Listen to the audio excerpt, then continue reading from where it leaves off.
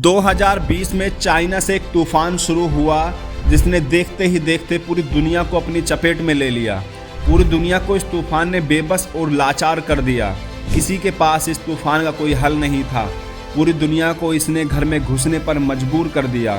इस तूफान के थपेड़े हजारों की जान ले गए। मुर्दों को दफनाने और जलाने वाले तक नहीं मिल रहे थे। हजारों को एक साथ जलाया गया, एक साथ दफनाया गया। सारा संसार मातम मना रहा था।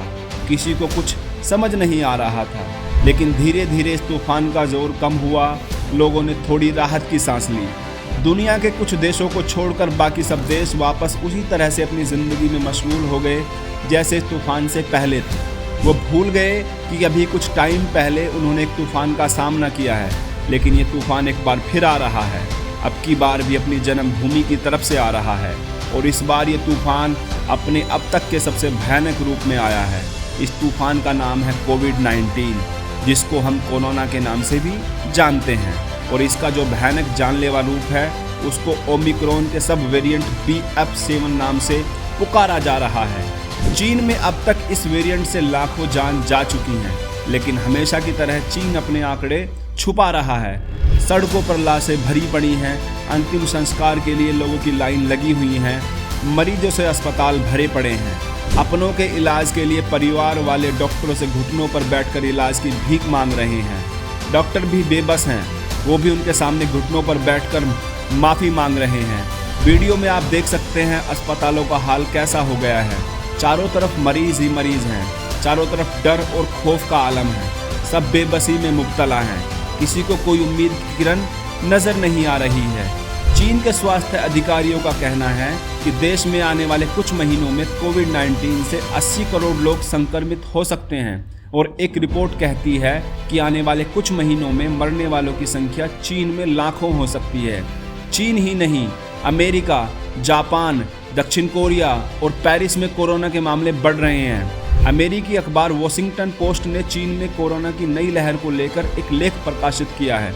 इसमें कहा गया है चीन की जीरो कोविड नीति ऐसी नीति थी जो टिक नहीं सकती थी और इसे बिना किसी तैयारी और बैकअप प्लान के अचानक से ख़त्म करने के फैसले से न सिर्फ यहाँ के लोगों के लिए एक भयानक नई लहर का खतरा पैदा हुआ है, बल्कि ये वहाँ के व्यापार को भी झटका देगा और चीन की कम्युनिस्ट पार्टी के नेतृत्व पर भी बड़ा सवाल पैदा करेगा।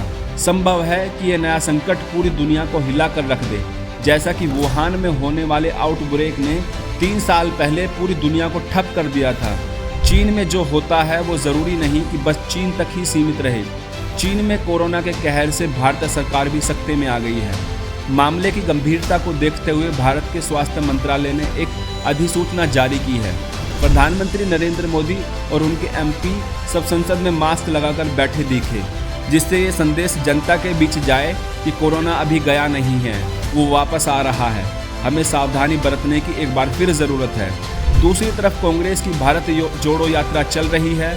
उनका कहना है मोदी सरकार इस यात्रा से डर गई है, इसलिए कोरोना का डर दिखाकर यात्रा रोकना चाहती है। अब देखना ये होगा कि यात्रा पूरी होगी या बीच में रोक दी जाएगी।